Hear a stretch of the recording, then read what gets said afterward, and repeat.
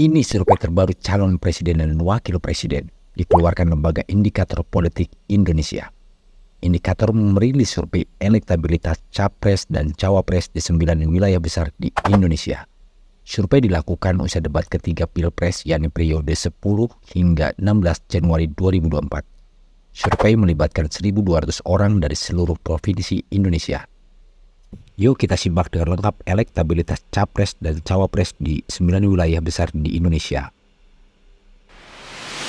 Kita ke Sumatera. Hasil survei indikator, Anies Caimin 30,0%, Ganjar Mahfud 18,1%, dan Prabowo Gibran 46,3%. Kemudian pindah ke Banten, Anies Caimin 37,6%, Ganjar Mahfud 13,3%, kemudian Prabowo Gibran 47,1%.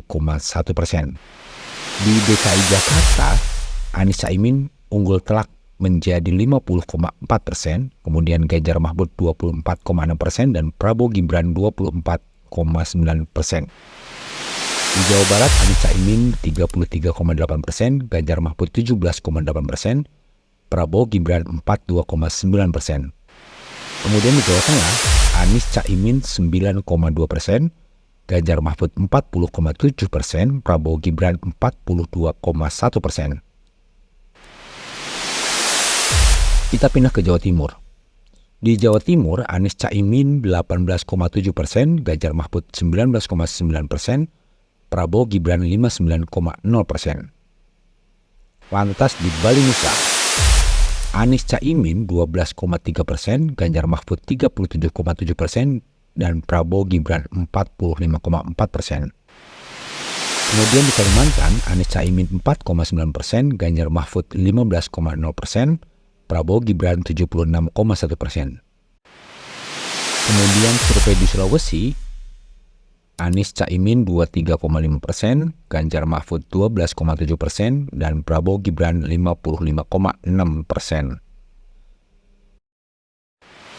Dari 9 wilayah, jelas terlihat Prabowo Gibran unggul di 8 wilayah, diantaranya Sumatera, Banten, Jawa Barat, Jawa Timur, Bali Nusa, Jawa Tengah, Kalimantan, dan Sulawesi.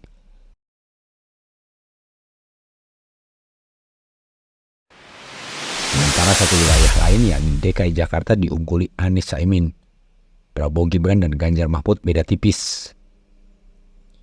DKI ada peningkatan sangat tajam buat Anies, ada penurunan cukup tajam buat Pak Prabowo.